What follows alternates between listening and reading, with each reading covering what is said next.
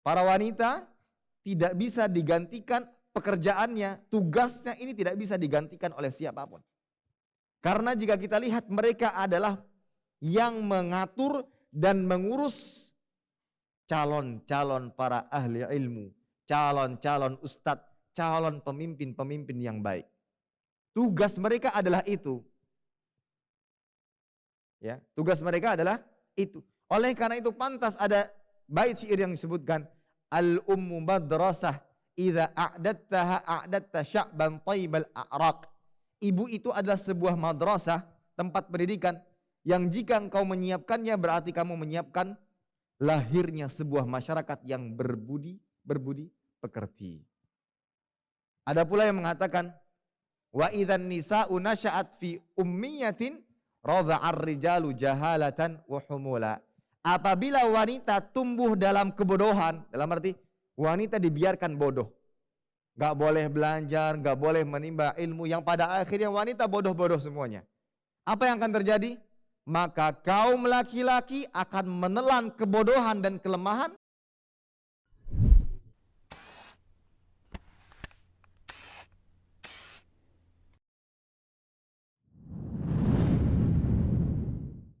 Bismillahirrahmanirrahim.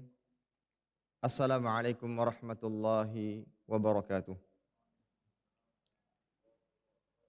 Innal hamdalillah nahmaduhu wa nasta'inuhu wa nastaghfiruhu wa nastahdihi wa natubu ilaih. Wa na'udzu billahi min syururi anfusina wa sayyiati a'malina. May yahdihillahu fala mudilla lah wa may yudlilhu fala hadiyalah. Asyhadu an la ilaha illallah wahdahu la syarika lah wa asyhadu anna Muhammadan 'abduhu wa rasuluhu la nabiyya wa la rasula ba'dah. Qala Allahu 'azza wa jalla ya ayyuhalladzina amanu taqullaha haqqa tuqatih wa la tamutunna illa wa antum muslimun.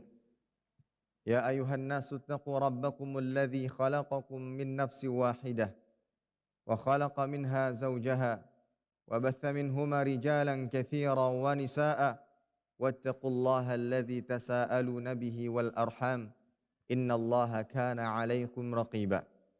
Ya ayyuhalladzina amanu taqullaha wa qulu qawlan sadida yuslih lakum a'malakum wa yaghfir lakum dhunubakum wa man yuti'illaha wa rasulahu faqad faza fawzan 'azima. Amma ba'd, fa inna asdaqal hadithi kitabullah wa ahsanal hadi hadi Muhammadin sallallahu alaihi wasallam wa syarrul umuri muhdatsatuha fa inna kulla muhdatsatin fid dini bid'ah wa kulla bid'atin dhalalah wa kulla dhalalatin finnar. A'yadzan billahi minan nar. Ikhwatal iman, kaum muslimin dan muslimat, a'azzani Allah wa iyyakum jami'an. Semoga Allah Subhanahu wa taala senantiasa menjaga kita di dunia dan di akhirat. Alhamdulillah, senantiasa kita panjatkan rasa syukur kepada Allah Subhanahu wa taala atas segala kenikmatan yang Allah taala limpahkan kepada kita. Salawat dan salam senantiasa kita haturkan kepada teladan kita yaitu Nabi Muhammad sallallahu alaihi wasallam beserta kerabat beliau, para sahabat dan orang-orang yang senantiasa terus-menerus berada di jalannya sampai hari kiamat kelak. Ikhwatal iman, kaum muslimin dan muslimat yang dimuliakan Allah Subhanahu wa taala. Berbicara tentang teladan, maka teladan adalah yang dibutuhkan bagi setiap hamba agar ia bisa menjalani kehidupan dengan baik. Teladan adalah guru terbaik dalam menjalani kehidupan di dunia ini, dimulai dari kehidupan rumah tangga, dimulai dari kehidupan bersosial, dan yang terlebih atau yang lebih penting daripada itu semua adalah kehidupan beragama. Maka kita butuh teladan. Terkadang ketika kita membaca ayat, ketika kita membaca hadis-hadis Nabi sallallahu alaihi wasallam, ada sebagian orang yang masih belum terdorong untuk melakukannya, melainkan ketika dia tahu orang yang dia contoh, orang yang dia teladani pun melakukannya. Di situ akan terasa dorongan dan power yang membuat kita pun ingin mencontohnya dan meneladaninya. Dalam arti, ada manusia-manusia yang mampu melakukan ibadah-ibadah ini dan ini. Sehingga itu yang mendorong hamba yang hidup di zaman setelahnya agar bisa mencontohnya dan meneladaninya untuk melakukan hal-hal kebaikan. Dan teladan orang-orang yang beriman tentunya adalah orang-orang yang telah dimuliakan oleh Allah Subhanahu wa taala, yaitu yang pertama adalah para nabi, terkhusus adalah Nabi Muhammad sallallahu alaihi wasallam. Yang mana Allah taala berfirman tentangnya dalam surat Al-Ahzab ayat 21, "Laqad kana lakum fi Rasulillahi uswatun hasanah liman kana yarjullaha wal yawmal akhir wa dzakarallaha katsira." Sesungguhnya telah ada pada diri Rasulullah sallallahu alaihi wasallam teladan yang baik bagi kalian. Itu bagi orang yang mengharapkan rahmat Allah dan balasan kebaikan pada hari kiamat dan dia banyak menyebut Allah Subhanahu wa taala. Nah, ayat ini dalil yang menunjukkan bahwa kita penting, wajib untuk meneladani Rasulullah sallallahu alaihi wasallam. Dan dialah teladannya orang-orang beriman. Ketika orang ingin selamat di dunia dan begitu pula selamat di akhirat kelak, maka hendaklah ia menjadikan Nabi Muhammad SAW sebagai teladan hidupnya. Setelah beliau siapa? Yaitu para sahabat Nabi radhiyallahu taala anhum ajma'in, termasuk di antaranya istri-istri Nabi Muhammad SAW. Kenapa mereka? Karena mereka yang dinyatakan dalam hadis khairun nas qarni thumma alladhina yalunahum thumma alladhina yalunahum. Sebaik-baik manusia adalah generasiku, yaitu para sahabat, termasuk laki-laki dan yang perempuan. Kemudian yang setelah mereka para tabi'in dan yang setelah mereka para tabi'ut tabi'in. Maka mereka termasuk yang pantas untuk kita jadikan teladan. Mereka telah mendapatkan keridhaan dari Allah Subhanahu wa taala dan termasuk di antara yang Allah Jalla wa ala telah uji keimanannya. Maka mereka di antara orang-orang yang juga pantas untuk kita jadikan teladan, pantas untuk kita jadikan contoh dalam menjalani kehidupan kita. Oleh karena itu Allah Ta'ala mengatakan faqsusil qasasa la'allahum yatafakkarun. Maka ceritakanlah kepada mereka kisah-kisah itu agar mereka berfikir. Kisah-kisah yang terjadi dahulu kala di kalangan orang-orang yang beriman, bagaimana mereka menghadapi segala macam ujian. Banyak pelajaran-pelajaran yang bisa kita ambil dari kisah-kisah kehidupan mereka. Setelah itu generasi-generasi berikutnya yang mengikuti jalan-jalan orang-orang mulia, maka mereka pantas dan sangat layak untuk kita jadikan sebagai teladan hidup. Ada perkataan menarik yang dikatakan, in lam takunu mithlahum fatashabbahu fa inna tashabbuha bil kiram falahu. Jika kalian tidak bisa seperti mereka 100%, laki-laki, bagaimana mencontoh kalangan para sahabat dari kalangan laki-laki. Begitu buat perempuan, bagaimana ingin mencontoh bagaimana sahabiat. Kalaupun seandainya kita tidak bisa mencontoh mereka 100%, paling tidak serupailah mereka. Ada upaya untuk mencontoh mereka.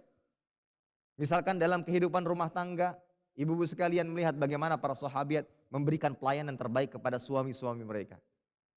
Begitu pula para suami bagaimana melihat para sahabat menjadi sebaik-baik suami bagi keluarga, bagi pasangannya, bagi istrinya. Mencontoh. Karena dengan mencontoh orang-orang mulia, maka seseorang akan mendapatkan kemuliaan. Metode seperti ini, akhwatal iman azanallahu wa yakum jami'an, adalah metode yang disadari oleh orang-orang terdahulu. Bahwa teladan itu guru terbaik. Teladan itu adalah guru terbaik.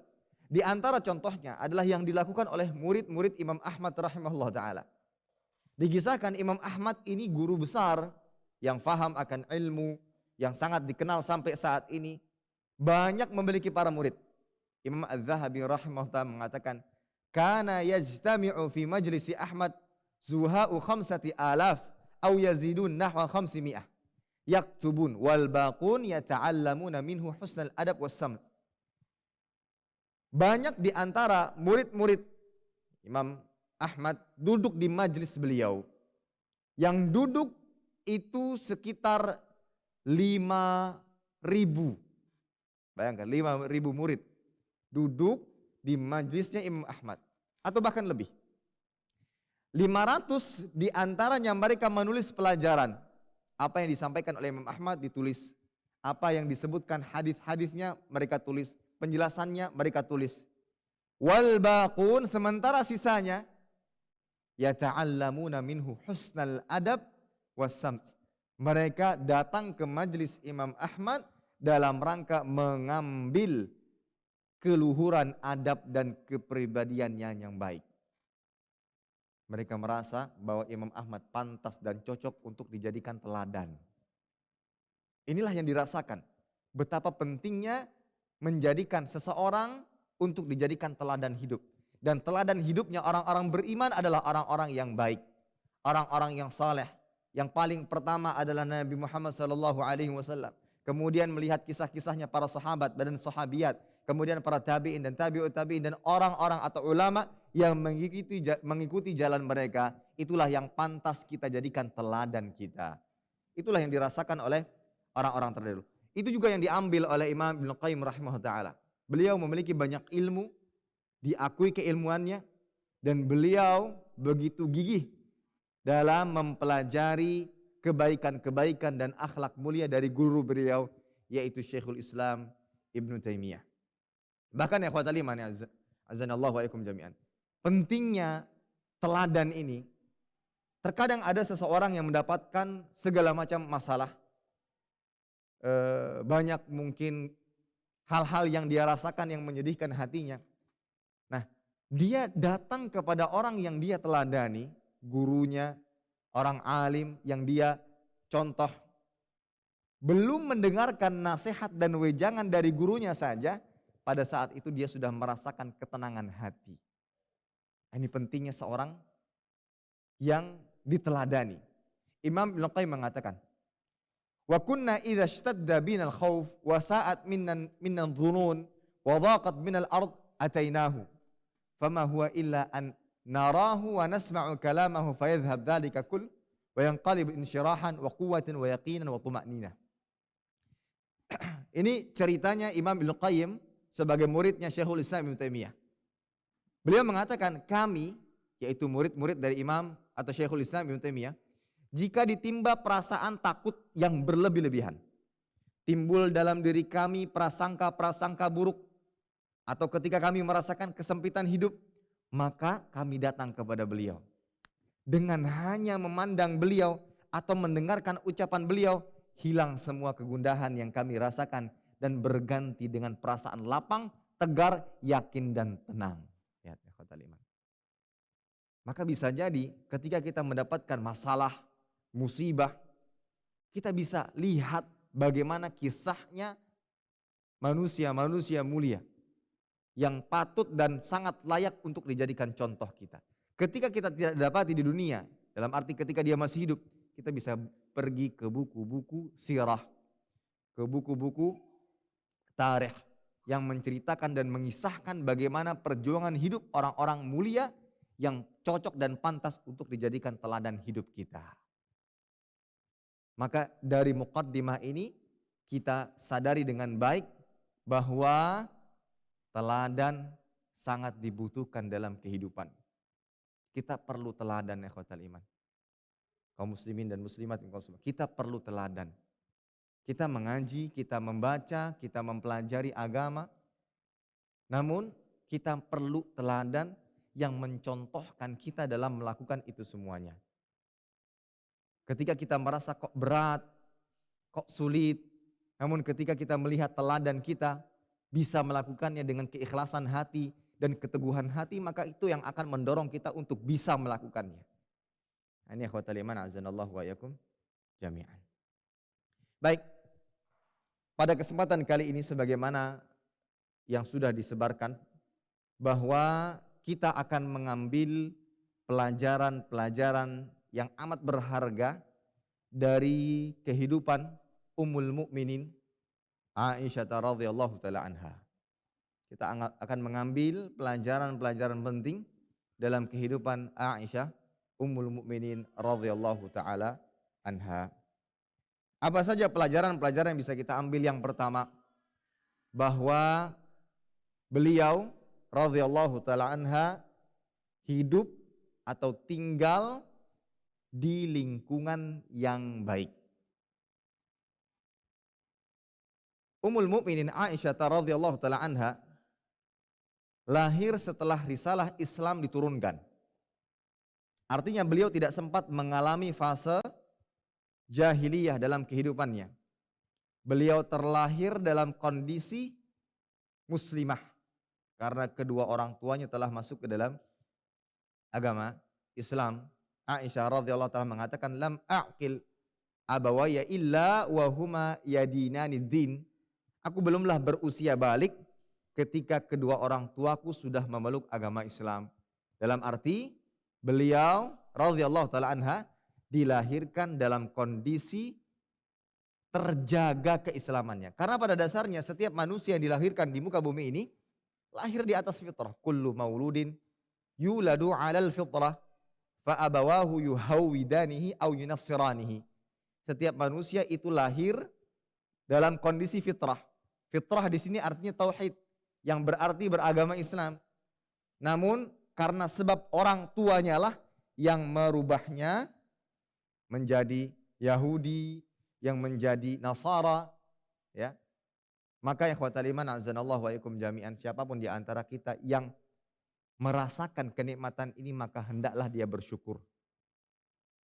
Yang mana Allah Ta'ala jaga fitrahnya ketika dilahirkan di muka bumi ini. Ketika dia tidak bisa apa-apa. Lahir masih bayi, tidak bisa apa-apa. Ternyata Allah Ta'ala takdirkan ia lahir dari rahim seorang ibu yang muslimah. Dari keluarga yang muslim, yang taat dalam beragama. Itu adalah kenikmatan yang amat luar biasa. Ada sebagian orang-orang yang di sana, di luar sana, dia baru mengenal Islam pada umur sekian dan sekian. Dan itu pun setelah mengalami berbagai macam pertentangan. Dan saya punya teman dulu di Madinah. Alhamdulillah Allah Ta'ala takdirkan ia bisa menjadi mahasiswa Universitas Madinah. Sebelumnya keluarganya tidaklah beragama Islam. Dia mu'allaf, kemudian beliau belajar dikit demi sedikit. Tentunya itu banyak perjuangan yang dia harus lewati. Entah mungkin banyak pertentangan yang terjadi, entah mungkin dia dikucilkan oleh keluarganya dan seterusnya. Maka beruntung bagi siapapun juga yang lahir sementara fitrahnya senantiasa terjaga. Karena dia mendapati kedua orang tuanya dan keluarganya dalam kondisi muslim. Inilah yang didapati oleh Aisyah radhiyallahu taala anha yang dilahirkan dan tumbuh besar pada rumah tangga yang senantiasa menjaga keislamannya. Terlebih lagi orang tuanya adalah manusia terbaik setelah Rasul sallallahu alaihi wasallam. Dari sini ya khotal iman azanallahu wa ikum jami'an, pelajaran yang bisa kita ambil dari lingkungan baiknya Aisyah radhiyallahu taala anha, bahwa lingkungan orang tua, keluarga adalah pengaruh baik pertama yang akan dirasakan oleh seorang anak.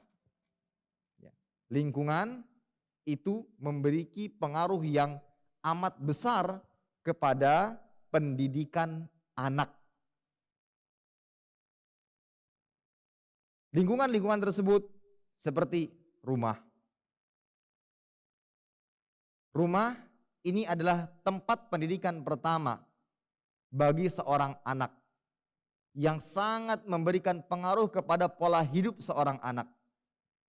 Anak yang hidup di tengah keluarga yang harmonis, yang selalu melakukan ketaatan kepada Allah Ta'ala, menjalankan sunnah-sunnah Rasul Sallallahu Alaihi Wasallam, senantiasa ditegakkan dan terjaga dari kemungkaran, ya, maka ia akan tumbuh sebagai anak yang taat dan beriman kepada Allah Subhanahu Wa Taala.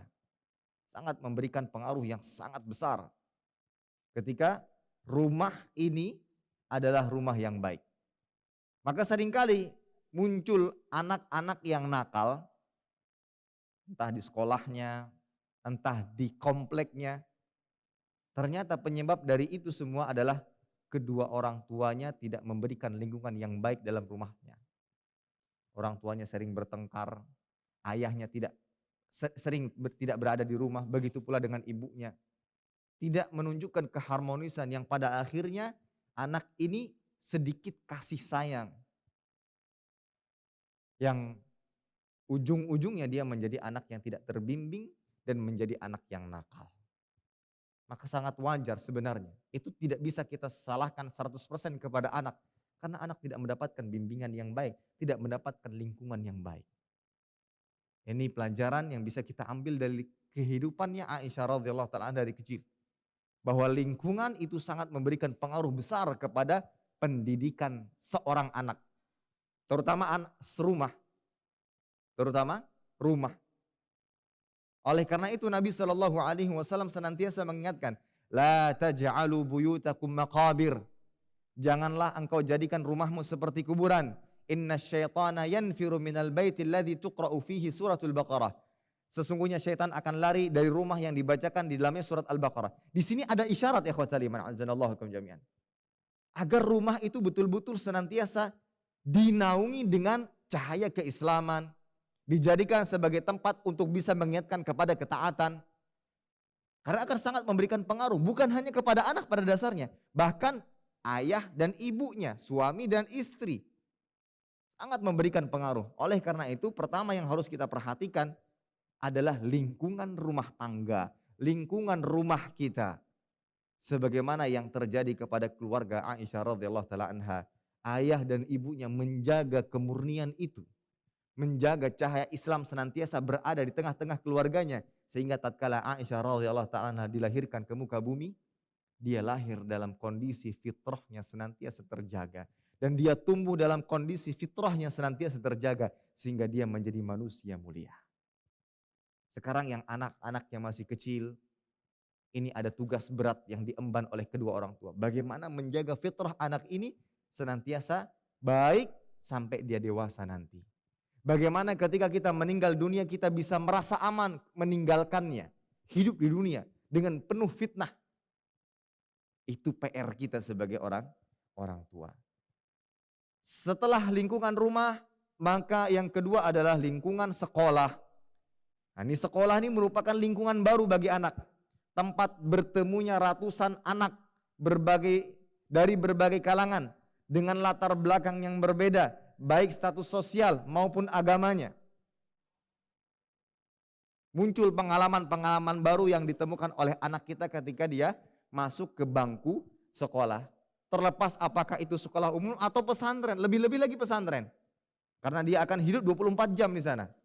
Kalau kita salah tempat, salah pilih tempat sekolah, tempat belajar, yang dimana anak di situ akan mendapatkan hal-hal yang baru, maka segala macam pendidikan yang kita berikan kepada anak kita akan rusak.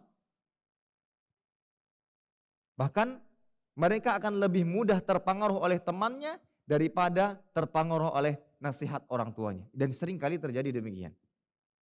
Makanya ikhwatal iman, kaum muslimin yang dimuliakan Allah Subhanahu wa taala, perhatikan ya, poin yang kedua, lingkungan yang kedua, yaitu lingkungan sekolah. Ya, lingkungan sekolah. Dan seringkali sekolah menjadi tempat yang banyak dihabiskan waktunya oleh anak dibandingkan rumahnya. Dia berangkat sekolah, bermain, ketemu dengan teman-teman, pulang ke rumah, seringkali orang tuanya masih sibuk, orang tuanya belum pulang kerja. Pada akhirnya dia keluar lagi main dan seterusnya. Yang ketiga adalah lingkungan pertemanan. Lingkungan pertemanan. Dan sebagaimana yang sebelumnya, teman juga memiliki peran yang besar, pengaruh yang besar kepada pendidikan seorang anak. Bahkan teman bisa membentuk prinsip dan pemahaman yang tidak bisa dilakukan oleh orang tua. Orang tua sudah memberikan pendidikan A, B, C, D, namun karena sebab temannya itu akan muncul prinsip hidup karena teman. Di situ dia akan berpikir, oh seperti ini hidup, seperti ini hidup.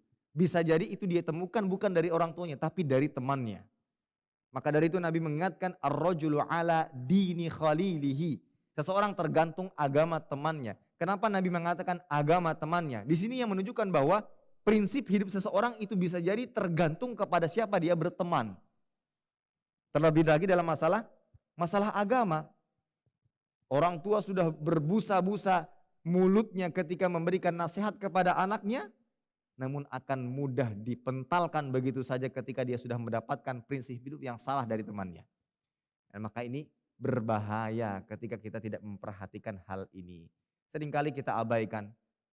Yang penting dia dapat teman, yang penting dia bisa bermain. Kita tidak memperhatikan berteman dengan siapa, bermain dengan siapa, di lingkungan yang bagaimana. Maka ini adalah pelajaran penting yang bisa kita ambil dari kisah lingkungannya Aisyah radhiyallahu taala anha, yang mana beliau radhiyallahu taala anha hidup lingkungan yang luar biasa baiknya. Baik, ini ikhwatal iman, kaum muslimin dan muslimat yang Allah Subhanahu wa taala. Pelajaran yang kedua yang bisa kita ambil dari kisahnya Aisyah radhiyallahu taala anha adalah ilmunya yang luas. Ilmunya yang luas. Aisyah radhiyallahu taala anha bukan hanya sebagai seorang istri, sebagai seorang wanita, akan tapi dia adalah seorang alim yang pantas untuk dijadikan sebagai rujukan dalam permasalahan-permasalahan agama, dan inilah yang diakui oleh para sahabat dan para tabi'in. Baik, kita lihat ada beberapa perkataan dari para ulama yang mengakui keilmuan yang dimiliki oleh Aisyah radhiyallahu taala anha. Di antaranya Atha bin Abi Rayyah berkata, "Kanat Aisyatu afqahun nas wa a'lamun nas wa ahsanan nas ra'yan fil 'amah." Aisyah radhiyallahu taala anha adalah orang yang paling faqih, yaitu paling faham agama. Seorang yang paling baik pandangannya dalam permasalahan umat. Perhatikan. Ini yang menunjukkan betapa luasnya ilmu yang dimiliki oleh Ummul Mukminin Aisyah radhiyallahu taala anha. Abu Musa al-Asy'ari radhiyallahu taala mengatakan juga, "Ma ashkala alaina ashab Rasulillah sallallahu alaihi wasallam haditsun qat. Fasa'alna Aisyata illa wajadna indaha minhu ilma." Tidaklah kami, para sahabat Nabi Muhammad sallallahu alaihi wasallam, bingung dalam satu hadis, niscaya kami bertanya kepada Aisyah dan kami pasti dapati pengetahuan tentangnya. Menunjukkan luasnya ilmu yang dimiliki oleh Aisyah radhiyallahu taala anha. Imam Az-Zuhri mengatakan, "Lau jumi'a ilmu Aisyah ila ilmi jami'il azwajihi wa ilmi jami'in nisa lakana ilmu Aisyah afdal." Kata Imam Az-Zuhri, kalau seandainya ilmu Aisyah itu dikumpulkan, kemudian dibandingkan dengan seluruh ilmu istri-istri Nabi Muhammad SAW dan seluruh wanita, lakana ilmu Aisyah afdal, maka ilmu Aisyah radhiyallahu taala yang lebih afdal, yang lebih banyak, yang lebih luas. Ya. Dari Masruq, ketika ada yang bertanya kepadanya, "Hal kanat Aisyah tuhsinul fara'id?" Qala, "Wallahi laqad ra'aitu ashab Muhammadin sallallahu alaihi wasallam al-akabir yas'alunaha 'anil fara'id." Ada orang yang bertanya, apakah Aisyah termasuk wanita yang mengerti dan memahami dengan baik ilmu faraid? Maka beliau mengatakan, "Demi Allah, aku pernah melihat sahabat-sahabat Nabi sallallahu alaihi wasallam, dari sahabat-sahabat kibar, sahabat-sahabat senior, bertanya kepadanya tentang ilmu faraid." Ya. Ilmu faraid. Kemudian Imam Az-Zahabi mengatakan juga, la a'lamu fi ummati Muhammadin sallallahu alaihi wasallam bal wala fin nisa mutlaqan imra'at a'lam minha. Aku tidak mengetahui di antara umat Nabi Muhammad sallallahu alaihi wasallam, begitu pula di kalangan para wanita secara mutlak, yang lebih mengetahui atau lebih faham atau lebih faqih daripada Aisyah radhiyallahu taala anha. Ini luar biasanya ilmu yang dimiliki oleh Aisyah radhiyallahu taala anha. Dan hadis yang beliau riwayatkan begitu banyak, 2081 sekian hadis yang diriwayatkan oleh Aisyah radhiyallahu taala. Intinya faedah yang bisa kita ambil, kaum muslimin dan muslimat yang Allah Subhanahu wa taala, bahwa anggapan wanita tidak perlu belajar setinggi-tingginya, tidak perlu untuk mendalami ilmu sebanyak-banyaknya, inilah adalah anggapan yang keliru. Ini adalah anggapan yang keliru. Seakan-akan beban untuk belajar, beban untuk menimba ilmu itu hanya pada pundak laki-laki saja. Sementara perempuan layani suami, layani pasangan hidupnya, urus anak-anaknya. Seakan-akan hanya sebatas itu. Seakan-akan dalam memberikan pelayanan dan mengurus anak itu hanya sebatas kerjaan tenaga. Nggak perlu menggunakan pikiran, kecerdasan, otak. Ini keliru dan ini kesalahan yang amat besar. Karena pada dasarnya wanita ini memiliki pekerjaan yang tidak bisa digantikan oleh siapapun. Para wanita tidak bisa digantikan pekerjaannya, tugasnya ini tidak bisa digantikan oleh siapapun. Karena jika kita lihat mereka adalah yang mengatur dan mengurus calon-calon para ahli ilmu, calon-calon ustadz, calon pemimpin-pemimpin yang baik. Tugas mereka adalah itu. Ya, tugas mereka adalah itu. Oleh karena itu pantas ada bait syair yang disebutkan al-ummu madrasah idza a'dattaha a'datta sya'ban thaibal a'raq. Ibu itu adalah sebuah madrasah, tempat pendidikan yang jika engkau menyiapkannya berarti kamu menyiapkan lahirnya sebuah masyarakat yang berbudi pekerti. Ada pula yang mengatakan wa idzan nisa'u nasya'at fi ummiyatin radha'ar rijalu jahalatan wa humula. Apabila wanita tumbuh dalam kebodohan, dalam arti wanita dibiarkan bodoh. Gak boleh belajar, gak boleh menimba ilmu, yang pada akhirnya wanita bodoh-bodoh semuanya. Apa yang akan terjadi? Maka kaum laki-laki akan menelan kebodohan dan kelemahan dari wanita-wanita tersebut.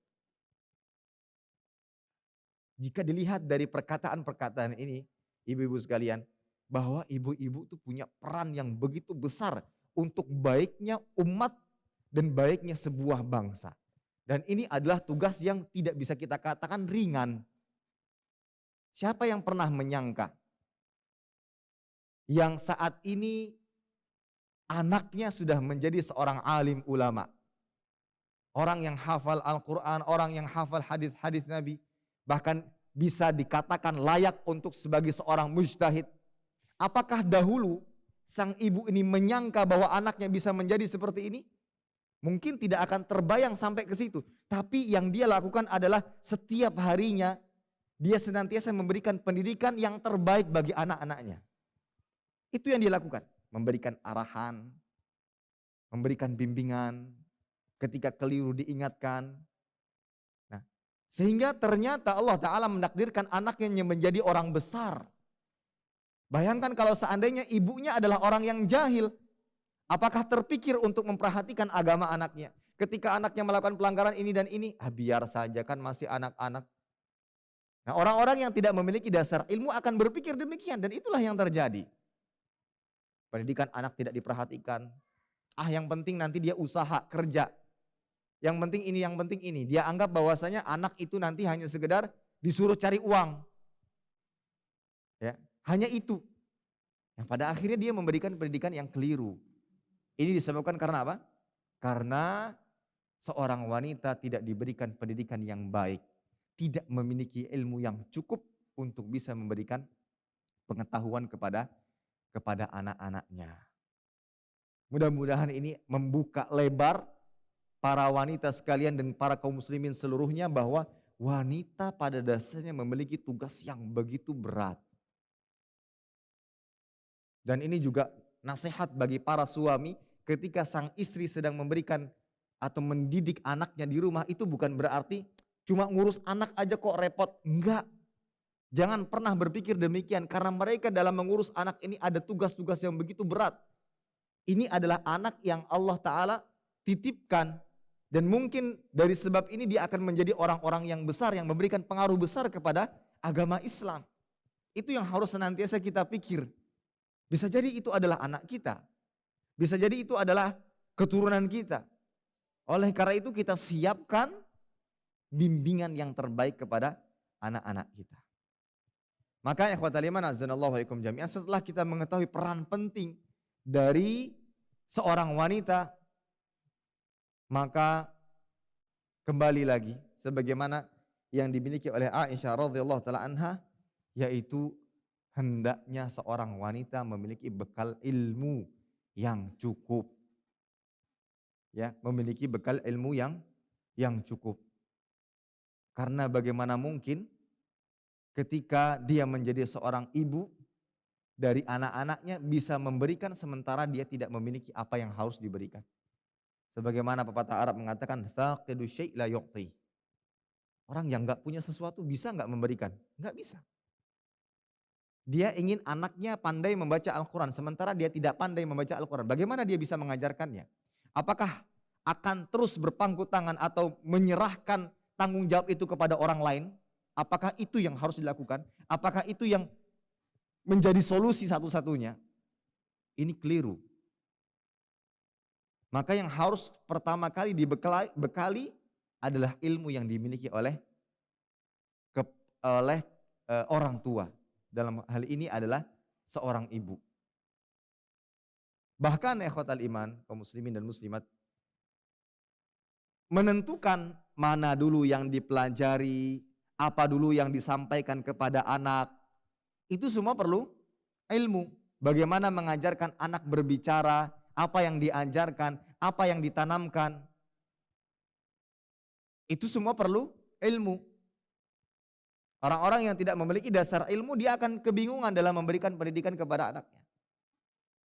Maka bekali sebaik-baiknya, bekali diri sebaik-baiknya dengan ilmu. Terlebih lagi, ibu, seorang wanita 24 jam akan senantiasa bersama anaknya yang memerlukan perhatian, yang memerlukan kehati-hatian dalam memberikan bimbingan dan akan menjadi contoh bagi anak-anak. Lah, bayangkan kalau seandainya ibunya tidak berilmu, tidak mengerti agama, maka ini yang akan membuatnya menjadi kesulitan dalam mendidik anaknya dengan baik.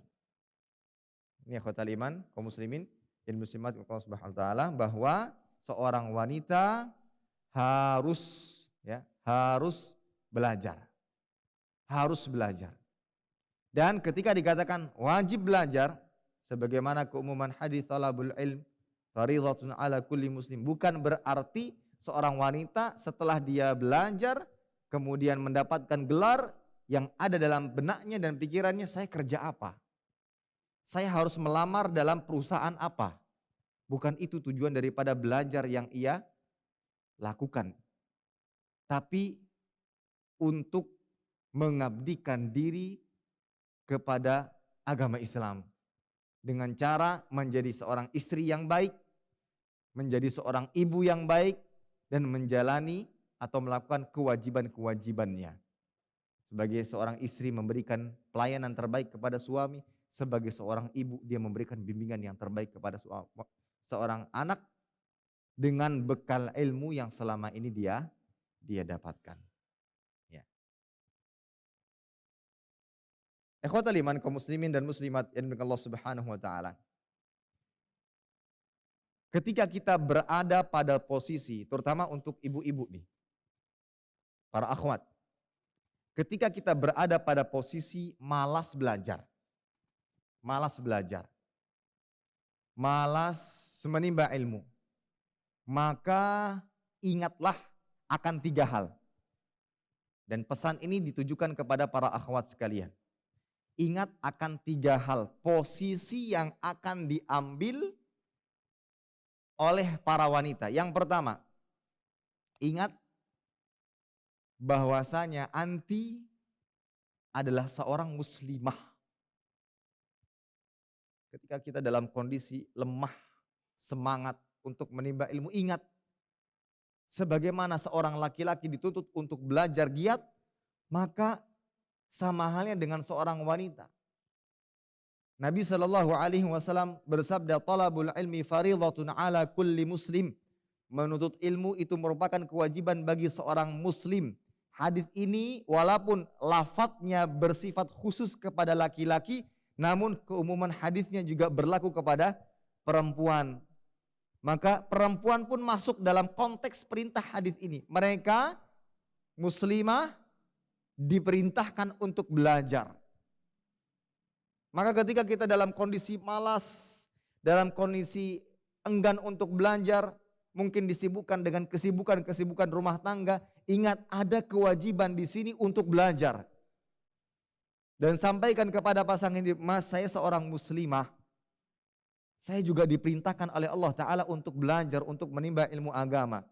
Apalagi terikat dengan hal-hal yang rukun di dalam agama Islam ini. Dalam merealisasikan rukun iman, merealisasikan rukun Islam. Tentunya hal tersebut tidak mungkin bisa dilakukan kecuali dengan ilmu. Berkaitan dengan hal-hal haid, nifas, kewajiban menutup aurat, dan lain sebagainya. Itu tidak mungkin bisa difahami dengan baik kecuali dengan ilmu. Maka ketika malas, ketika kurang semangat dalam belajar, ingat lagi kepada kewajiban utama sebagai seorang muslimah, di antaranya adalah menimba ilmu. Talabul ilmi fardhatun ala kulli muslim. Menuntut ilmu hukumnya wajib bagi setiap muslim, dan lafadznya ini, makna hadis ini umum, baik perempuan, baik laki-laki atau perempuan. Maka ingat baik-baik para wanita sekalian, para akhwat sekalian, bahwa kalian juga termasuk yang diperintahkan untuk belajar dan menimba ilmu agama. Kemudian ingat yang kedua, sebagai seorang wanita dia akan menjadi seorang istri. Ketika dia dalam kondisi malas belajar agama, malas menimba ilmu agama, ingat kelak, walaupun saat ini belum, nanti akan menjadi seorang istri. Atau mungkin saat ini sudah menjadi seorang istri. Yang mana seorang istri memiliki kewajiban.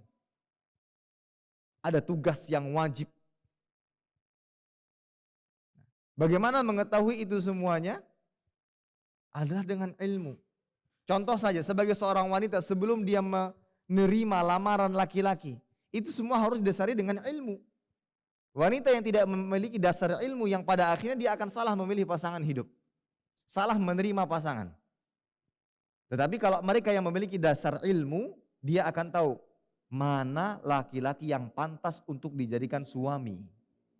Bagaimana kriterianya. Apa yang diajarkan agama dan seterusnya. Sehingga ini yang mengarahkannya untuk bisa memilih pasangan yang terbaik bagi hidupnya. Semua perlu ilmu. Kemudian bagaimana cara menjalani kewajiban-kewajiban sebagai seorang istri. Semua perlu ilmu. Ya.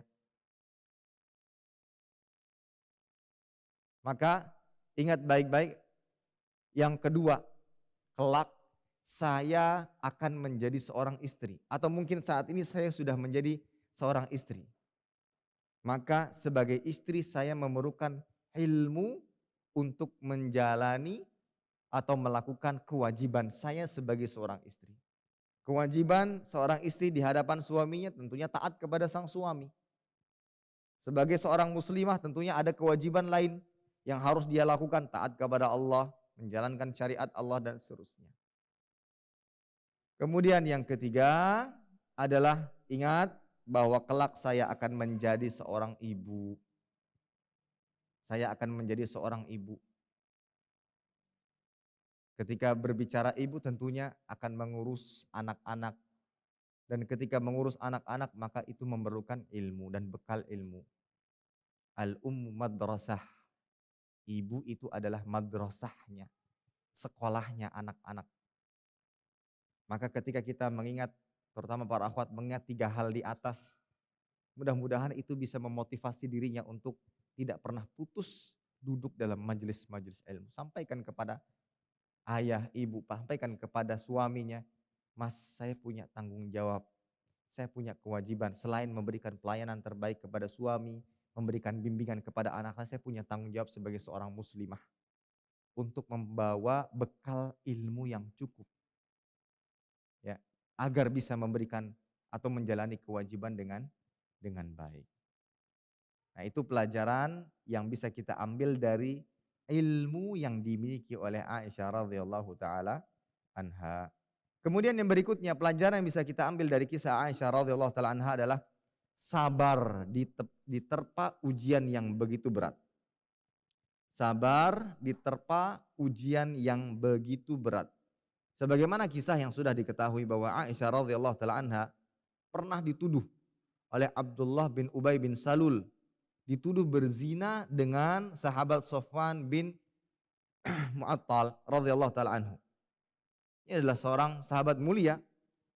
Karena beberapa sebab-sebab tertentu yang pada akhirnya itu diambil celahnya oleh Abdullah bin Ubay bin Salul sebagai peluang untuk bisa memfitnah Aisyah radhiyallahu taala anha dengan sahabat yang mulia itu Safwan. Dan ini adalah ujian yang amat berat bagi Aisyah radhiyallahu taala anha, terlebih lagi posisi yang beliau ambil, yaitu sebagai istri manusia termulia, yaitu Nabi Muhammad sallallahu alaihi wasallam. Bisa dibayangkan betapa beratnya ujian yang dirasakan oleh Aisyah radhiyallahu taala anha, dituduh berzina. Bahkan di sebagian kaum muslimin saat itu pun percaya dengan apa yang tersebar. Percaya dengan apa yang disebarkan oleh orang munafik ini ketika dia memfitnah Aisyah radhiyallahu taala anha. Maka dengan kesabaran tersebut Allah taala menurunkan beberapa ayat untuk membebaskan Aisyah radhiyallahu taala anha dari tuduhan keji dan mengancam orang-orang agar tidak mengulanginya lagi. Sebagaimana dalam surat An-Nur ayat 17 Allah taala berfirman, ya'idzukumullahu an ta'udu limithlihi abada in kuntum mu'minin. Allah memperingatkan kamu agar jangan kembali melakukan yang seperti itu selama-lamanya jika kamu termasuk orang-orang yang beriman. Nah, di sini ada buah kesabaran yang bisa diambil. Pelajaran kesabaran bisa diambil dari kisah tertuduhnya Aisyah radhiyallahu taala anha melakukan perbuatan zina. Dan tentunya ketika itu tidak benar, maka seseorang dengan tuduhan apapun harus tegar, harus sabar dengan apa yang dituduhkan kepadanya. Itulah yang dilakukan oleh Aisyah radhiyallahu taala anha. Sehingga di sini ada pelajaran berharganya bagi kita adalah untuk senantiasa sabar dalam menghadapi ujian-ujian yang datang.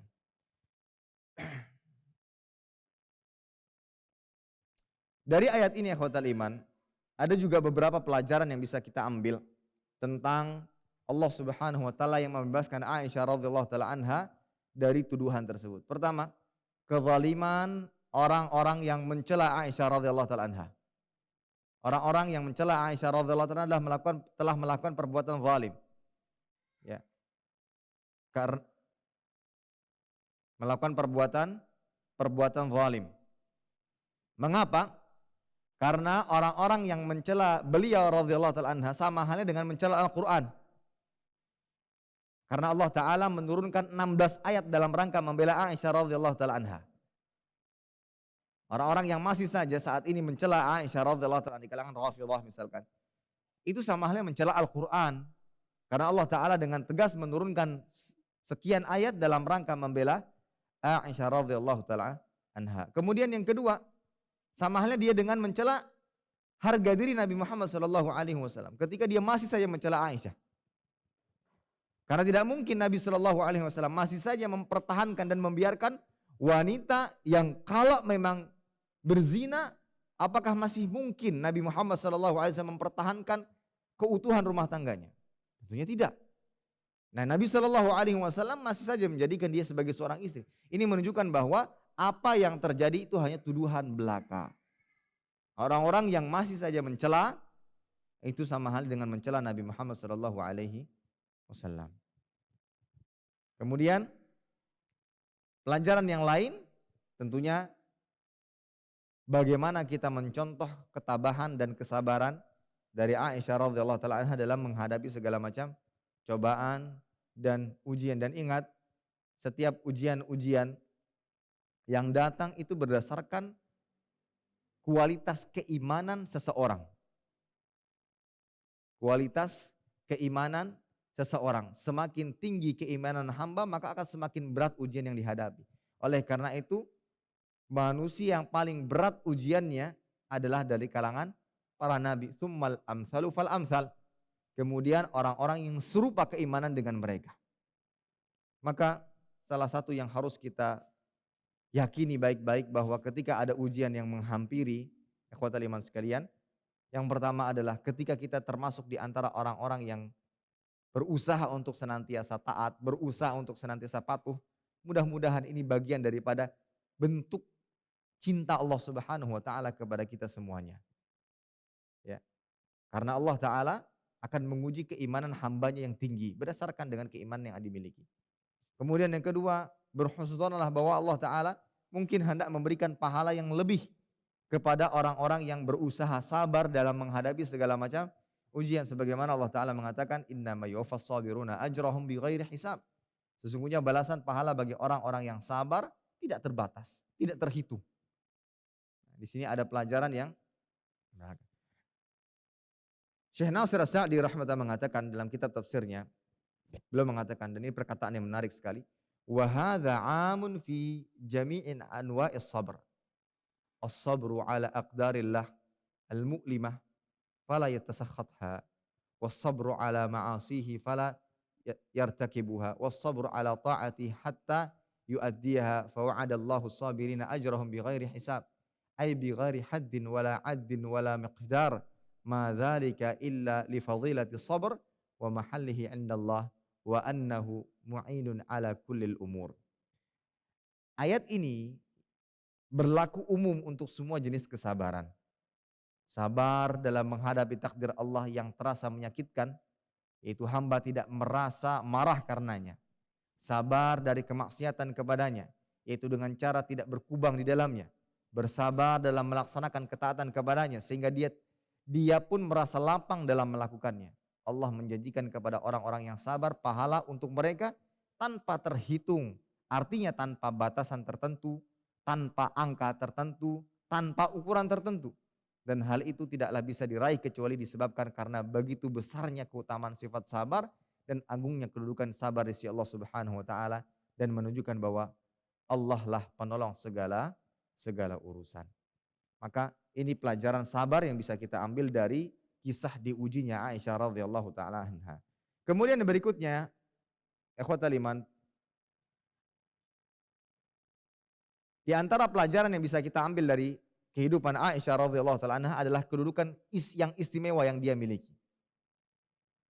Aisyah radhiyallahu taala anha adalah manusia mulia dengan keimanannya, dengan ketakwaannya kepada Allah Subhanahu wa taala, sehingga dia memiliki kedudukan yang sangat tinggi di sisi Allah Subhanahu wa taala. Rasul sallallahu alaihi wasallam bersabda dalam hadis yang dikeluarkan Imam Bukhari dan Muslim, "Kamula minar rijal katsir, wa lam yaqul minan nisa ghairu Maryam binti Imran wa Asiyah imrati Fir'aun, wa inna fadla Aisyata 'ala nisa ka fadli tsaridi 'ala sairi ta'am." Laki-laki yang sempurna dalam hal ini adalah berkaitan keimanannya, maka jumlahnya banyak. Dan tidak ada wanita yang sempurna melainkan Maryam bintu Imran, Asiyah istri Fir'aun. Dan kemudian disebutkan keutamaan Aisyah dibandingkan wanita lainnya sebagaimana keutamaan tharid dibandingkan makanan lainnya. Tharid itu adalah makanan yang sangat diunggulkan kala itu. Sehingga Aisyah memiliki keutamaan yang jauh lebih besar dibandingkan wanita-wanita pada umumnya. Ya. Begitu pula Rasul sallallahu alaihi wasallam mengatakan, "Ya Aish, hadza Jibril yuqri'uka salam." Qultu wa alaihi assalam wa rahmatullah. Qalat wa huwa yara ma la nara. Wahai Aish, Rasul sallallahu alaihi wasallam memanggil Aisyah, ini Jibril mengucapkan salam kepadamu. Maka Aisyah mengatakan, wa alaihi salam wa rahmatullah. Nah, ini adalah keutamaan-keutamaan atau salah satu keistimewaan dan keutamaan yang dimiliki oleh Aisyah radhiyallahu taala anha, menjadi manusia mulia, menjadi manusia yang tinggi kedudukannya di sisi Allah Subhanahu wa taala. Pertanyaannya, bagaimana dia mendapatkan itu semuanya? Maka bukan dengan kedudukan yang beliau miliki, harta yang dimiliki, akan tapi berdasarkan keimanan dan ketakwaan kepada Allah Subhanahu wa taala. Berdasarkan keimanan dan ketakwaan kepada Allah Subhanahu wa taala, sehingga Allah Subhanahu wa taala angkat derajatnya. Allah Subhanahu wa taala angkat derajatnya sehingga dia menjadi di antara golongan manusia yang mulia, sehingga pantas untuk dijadikan teladan oleh seluruh umat manusia. Dalam hal ini adalah para muslimah, bagaimana dia mencontoh beliau radhiyallahu taala anha. Demikian beberapa pelajaran-pelajaran yang bisa kita ambil dari kehidupan Aisyah radhiyallahu taala anha.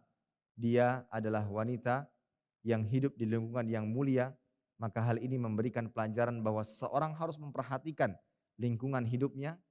Dia adalah wanita yang memiliki ilmu yang begitu luas.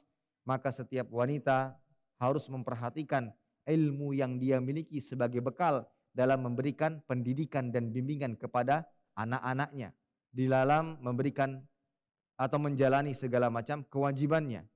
Aisyah radhiyallahu taala anha adalah wanita yang begitu kuat, yang begitu sabar atas ujian-ujian yang didapatkan. Maka ini memberikan pelajaran bahwa seorang muslim, laki-laki ataupun perempuan, harus senantiasa sabar, harus senantiasa kuat dalam menghadapi segala macam ujian, cobaan. Dan sabar yang dimaksud bersifat umum, baik sabar dalam menjalani ketaatan, sabar menjauhi kemaksiatan, dan sabar dalam menghadapi takdir yang tidak disukai oleh hamba.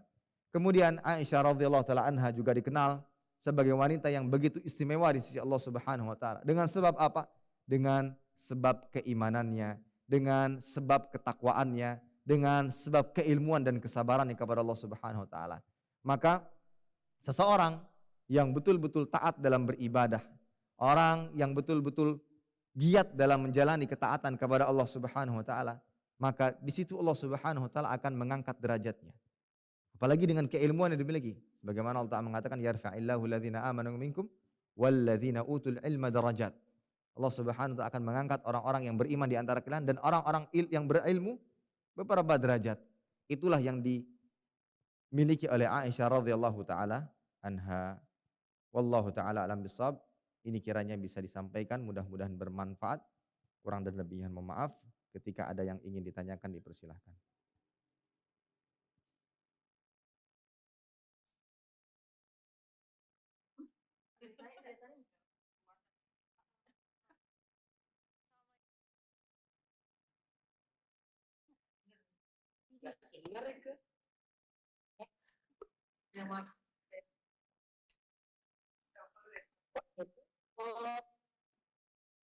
Assalamualaikum Ustaz.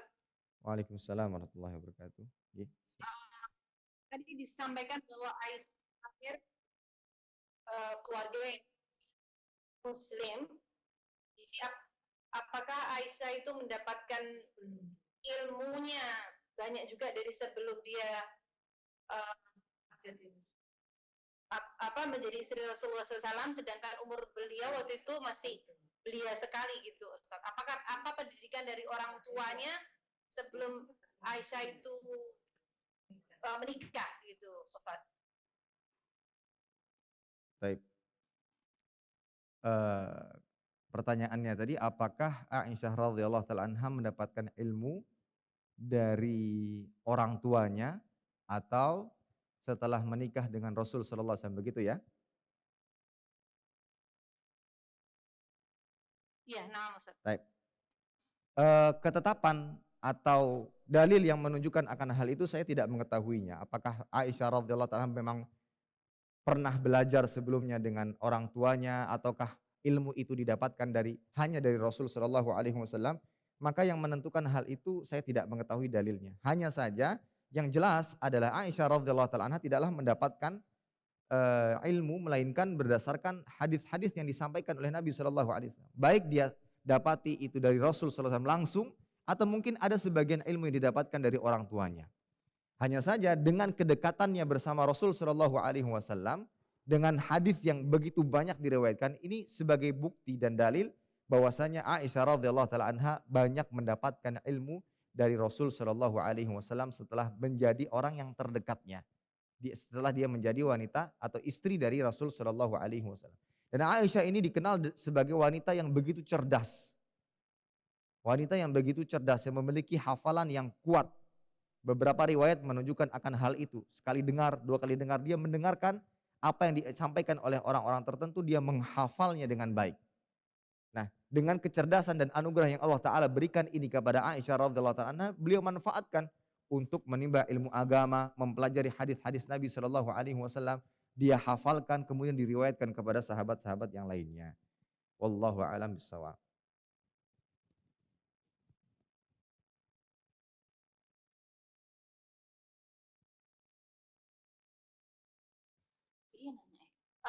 Ustaz, ini tidak berhubungan dengan tema. Silakan. Dari kita menjawab jazakillah khairan, misal ada orang yang menyampaikan dia jazakillah jannah, itu bagaimana penyampaian seperti itu, Ustadz?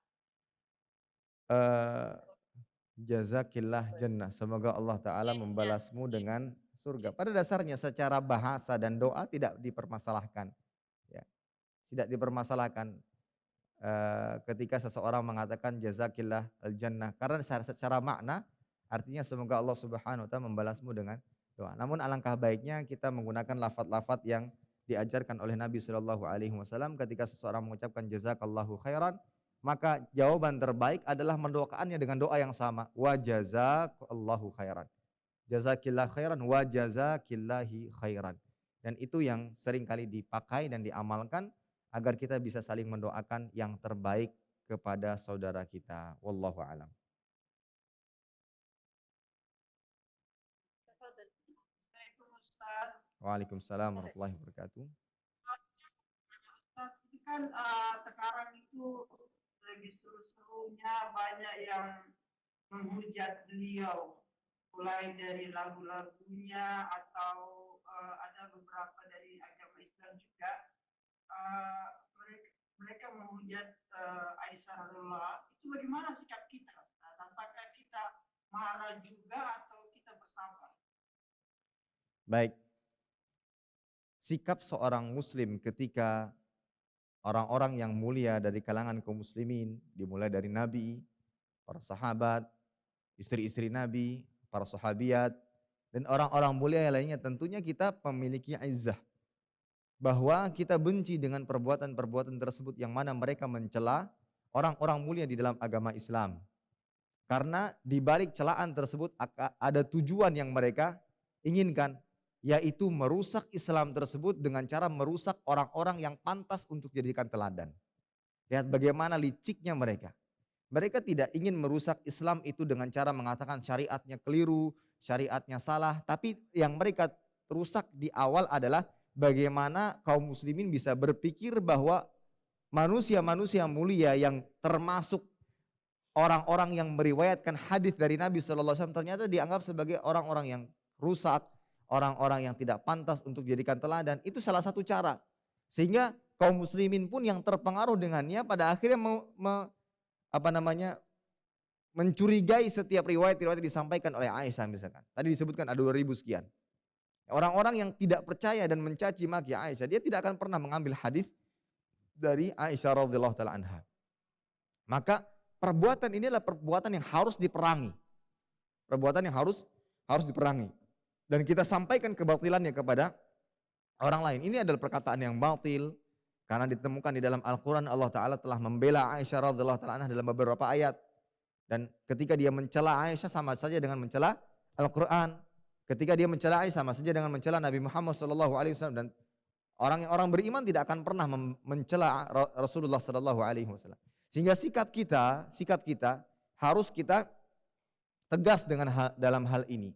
Kita sampaikan kebenaran, kita peringatkan orang-orang yang memiliki kekeliruan dalam hal ini agar tidak dibiarkan begitu saja. Dan kita sabar dengan sikap-sikap seperti itu.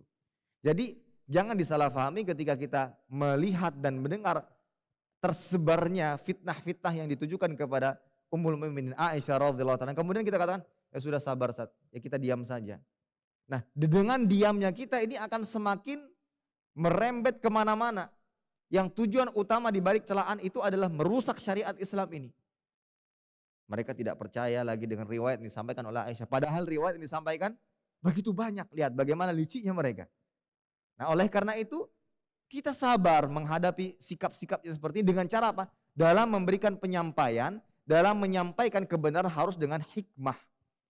Contoh ketika kita menyampaikan tidak harus marah-marah, harus teriak-teriak yang pada akhirnya menimbulkan sikap yang tidak hikmah.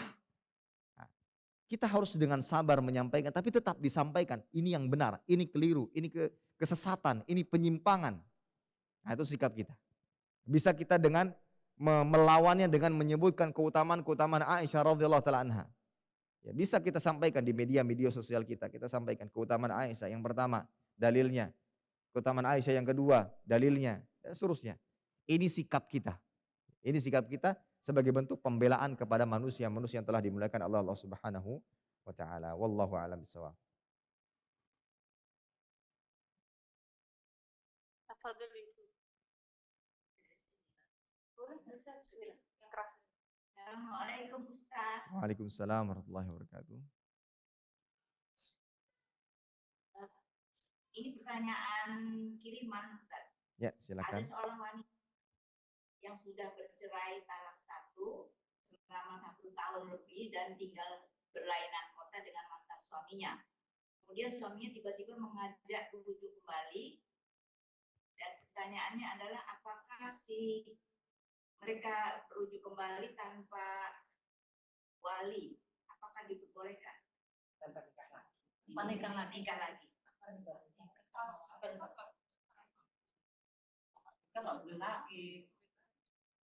Gimana tadi Jelas, Ustaz. pertanyaan, sudah berapa lama?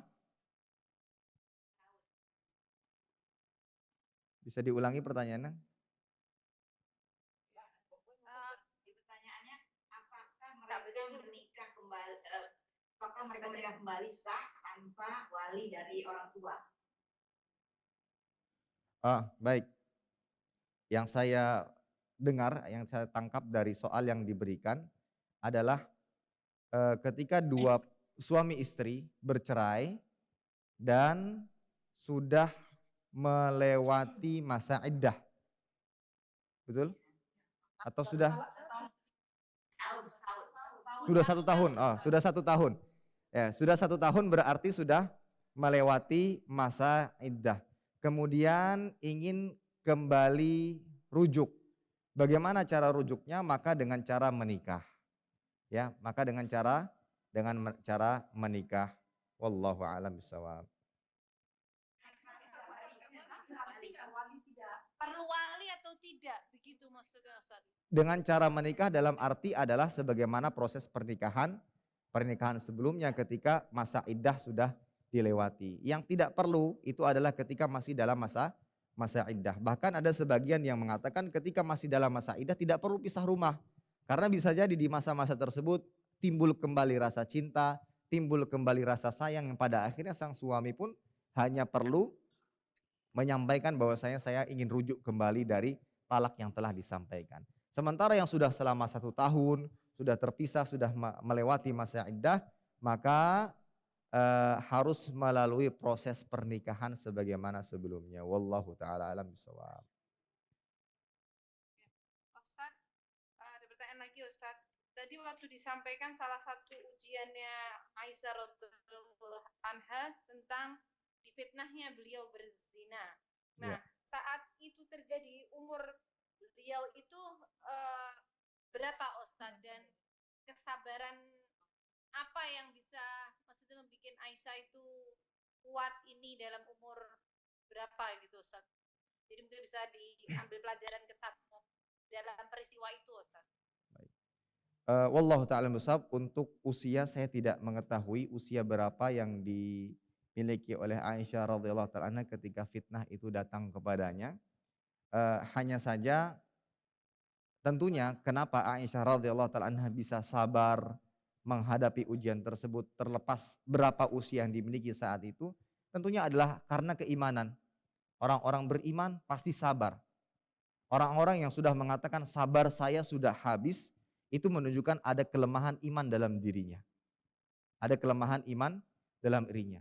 Dan berbicara tentang sabar itu tidak berkaitan dengan usia. Ada orang-orang yang sudah tua atau sudah dewasa dikatakan demikian, tapi tidak sabar ketika menghadapi ujian-ujian. Ya, dalam arti pada dasarnya seharusnya dia bisa lebih hikmah dalam menghadapi ujian, tapi tidak sabar. Sehingga sabar ini tidak berkaitan dengan usia, tapi berkaitan dengan keimanan. Orang yang kuat imannya, walaupun usianya masih dikatakan muda, ya dia akan sabar. Dia akan kuat dalam menghadapi ujian yang sangat berat. Yang mungkin orang-orang akan mengatakan ini berat sekali. Namun orang-orang yang memiliki keimanan yang kuat, maka dia akan tahan, ya, maka dia akan kuat dalam menghadapi ujian tersebut. Wallahu taala alam bishawab.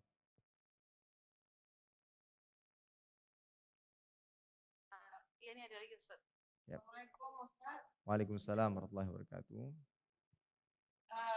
Ini tentang penyakit ain Ustaz. Ya. Jadi kalau kita mengagumi seorang ulama atau pencari ilmu gitu, terus karena mengaguminya terus kita sebarkan di media sosial, apakah beliau-beliau ini kena penyakit ain? Misalkan salah satu ulama berbuat kebaikan terus kita sebarkan di dalam medsos gitu, apakah beliau bisa terkena ain, Ustaz? Baik. Sebelumnya kita ingatkan kembali terkait ain. Al-ainu haq, kata Nabi SAW. Ain itu benar adanya. Ain itu benar adanya. Dan itu adalah tatapan hasad dari orang-orang yang memiliki penyakit ain di dalam dirinya. Dan bisa memberikan pengaruh fisik. Bisa sakit demam, bisa mendapatkan penyakit-penyakit tertentu. Nah, ini benar adanya. Oleh karena itu, bagaimana sikap kita, bagaimana cara kita untuk terhindar dengannya adalah dengan memperbanyak zikir kepada Allah Subhanahu wa taala, meminta perlindungan kepada Allah Subhanahu wa taala. Itu yang kita lakukan ya, dengan memperbanyak ketaatan kepada Allah Subhanahu wa taala. Itu yang kita lakukan. Kemudian di antara cara yang kita lakukan adalah dengan mengingatkan orang-orang yang melihat kebaikan-kebaikan kita agar dia mengucapkan Masya Allah. Selalu disandarkan semuanya kepada Allah Subhanahu wa taala. Bahwasanya ini yang kita dapatkan ini semua adalah karunia dari Allah Subhanahu wa taala. Nah, bagaimana dengan orang-orang yang ketika memberikan kebaikan, kemudian dia posting, kemudian dia tampilkan kebaikan, bisa saja itu jadi peluang ain, bisa saja. Karena ain itu tanpa kita sadari bisa saja mengena kita ketika kita dalam kondisi lengah, ketika benteng kita tidak kuat. Ya. Ketika benteng kita tidak kuat. Bisa dengan sebab melihat langsung atau dengan sebab-sebab yang lainnya. Maka apapun yang kita lakukan itu bisa saja menjadi peluang ain. Misalkan nih ketika lagi kajian seperti ini, ketika ada yang melihat itu bisa saja menjadi peluang. Menjadi peluang orang yang punya pandangan dengki yang pada akhirnya bisa mengenai diri ketika saat itu bentengnya lemah. Nah, ketika saat itu bentengnya lemah. Maka kita sebagai Muslim, mukmin ini yang harus membentengi diri dengan baik. Membentengi diri dengan kuat agar tidak mudah terkena ain. Nah, itu caranya. Itu cara kita. Namun ketika kita mengetahui orang-orang tersebut, maka kita ingatkan ketika berhadapan dengan kita secara langsung, ketika kita mengucapkan bagusnya, ini indah sekali, maka kita akan ucapkan Masya Allah akhi. Ukti, ucapkan Masya Allah. Agar selalu diingatkan bahwasanya ini semua adalah karunia dan keberkahan dari Allah Subhanahu wa taala, bukan atas dasar kemampuan kita sendiri. Nah, itu mungkin di antara usaha kita. Namun bagaimana dengan orang-orang yang tidak kita ketahui? Maka ini tugas kita untuk senantiasa membentengi diri agar tidak terkena ain dengan cara memperbanyak zikir, meminta perlindungan kepada Allah Subhanahu wa taala. Wallahu a'lam bishawab.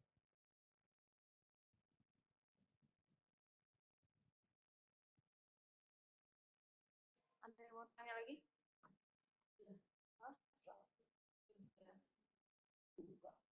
Ustadz, tadi bisa dikasih tips ringkas ulang Ustadz tentang 3 hal jika rasa malas menuntut ilmu tadi Ustadz? Baik. Ketika seseorang terkena penyakit malas dalam menimba ilmu agama, maka yang pertama kali yang harus dia ingat adalah bahwa hukum menimba ilmu adalah wajib.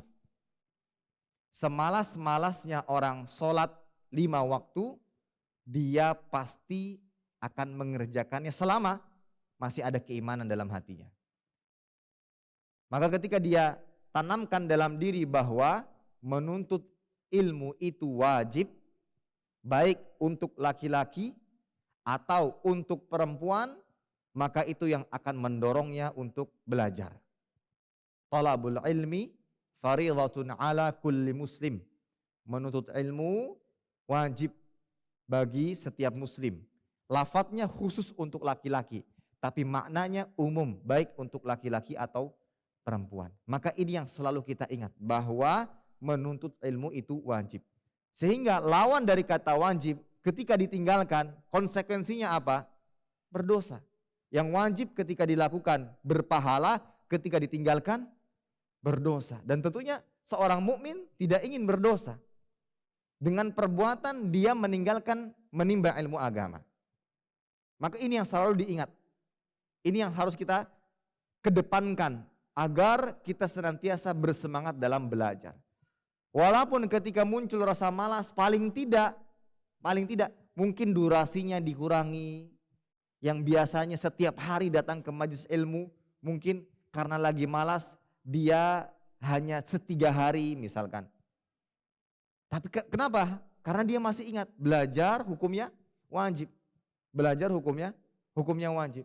Dan dia tidak akan pernah meninggalkannya sama sekali. Karena jika ditinggalkan sama sekali maka dia jatuh kepada dosa. Kemudian yang kedua, ingat bagi seorang wanita tadi, ingat kelak dia akan menjadi seorang istri. Kelak dia akan menjadi seorang ibu bagi anak-anaknya.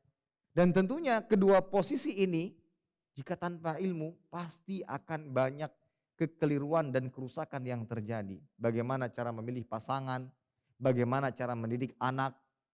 Banyak sekali yang akan ditimbulkan kemudaratan ketika tidak dibimbing dengan ilmu. Ya. Ada seorang ibu-ibu pernah bisa dikatakan curhat, Ustadz, salah satu memotivasi saya untuk duduk di majelis ilmu ini karena pertanyaan sederhana dari anak saya. Bu, ini hukumnya apa? Halal atau haram? Pada saat itu saya sadar, Ustadz, pertanyaan ini adalah pertanyaan dasar sebagai seorang muslim. Dan seharusnya seorang muslim tahu akan hukumnya. Namun karena terlalu minimnya ilmu saya tidak tahu jawabannya. Karena polosnya pertanyaan anak tersebut. Itulah yang memotivasi saya untuk belajar saat ini, Ustaz. Nah, ini ada peran penting nantinya ketika para akhwat nanti menjadi seorang ibu bagi anak-anaknya. Maka itu yang selalu senantiasa diingat. Saya ini orang tua, ini saya punya anak-anak. Kalau saya nggak belajar ketika saya ditanya tentang hukum-hukum tertentu, masa saya mengatakan, tanya ustadzmu. Tidak selamanya kita bisa mengatakan demikian. Ada hal-hal yang harus kita senantiasa bimbing dan tanamkan kepada anak-anak kita, yang mana itu semua tidak mungkin bisa kita dapatkan kecuali dengan ilmu. Wallahu ta'ala alam bisawab.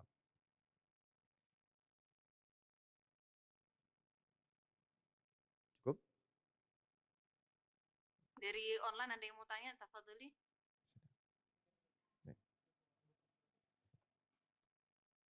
Dia jawab pertanyaan dia. Baik, ini ada pertanyaan secara tulisan ya. Barakallahu fikum Ustaz. Fikum barakallah, apakah nafkah suami untuk keperluan rumah tangga sehari-hari berbeda dengan nafkah istri untuk keperluan pribadinya? Maka jawabannya adalah ya. Sang suami berkewajiban untuk memberikan nafkah kepada istri, baik yang sifatnya dirasakan bersama atau keperluan pribadi istrinya, dan itu adalah kewajiban suami. Maka alangkah baiknya sang suami menyampaikan ketika memberikan, ini untuk kebutuhan rumah tangga kita dan ini untuk kebutuhan pribadimu. Itu lebih baik sehingga sang istri paham, oh ini yang seharusnya digunakan untuk rumah tangganya, untuk beli ini. Begitu pula, oh ini untuk kebutuhan pribadi saya. Sehingga ketika dia bisa hemat, dia mungkin bisa nabung dari situ. Yang seringkali tabungan tersebut pun untuk kebaikan rumah tangga. Ini yang harus difahami oleh para suami ketika memberikan nafkah kepada istri. Wallahu a'lam.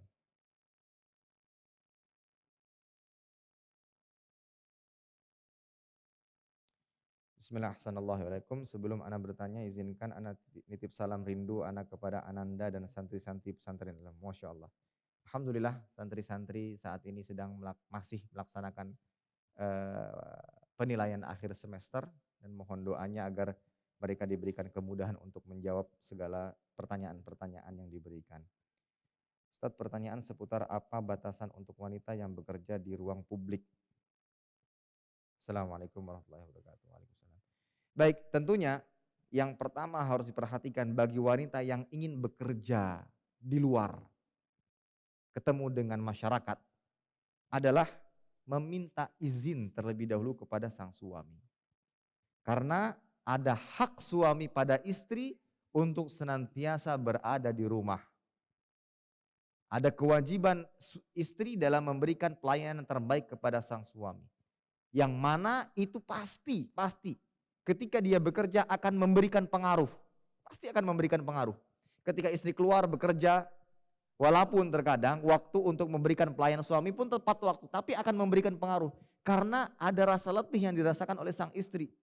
Mungkin tidak dirasakan pada pekan pertama, mungkin bisa jadi setelah pekan-pekan berikutnya. Ketika istri bekerja dapat masalah, ada permasalahan di kantornya misalnya.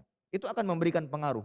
Maka sang suami yang tidak rela akan hal itu, maka sang istri tidak boleh. Maka yang pertama izin. Ketika sang suami sudah mengizinkan, suami akan menganggap wajar terkadang ketika sang istri kok cemberut. Maka sang suami tidak akan menuntut banyak pada saat itu. Mungkin dia suami yang akan menghiburnya, suami yang akan membantunya. Nah, ini maka yang paling penting adalah izin dari suami. Karena bekerja di luar itu hukumnya boleh jika mendapatkan izin dari sang suami. Ya. Yang kedua, dia bekerja dalam lingkup yang tidak banyak tidak ada di dalamnya kemungkaran. Baik itu campur baur yang tidak bisa dipisahkan antara laki-laki dan perempuan, atau mungkin ada kekhawatiran terjerumus dalam fitnah-fitnah. Maka ini yang harus diperhatikan. Ya, ini yang harus diperhatikan. Yang pertama adalah izin dari suami, yang kedua adalah jangan sampai bekerja di tempat-tempat yang banyak kemungkaran yang terjadi di dalamnya.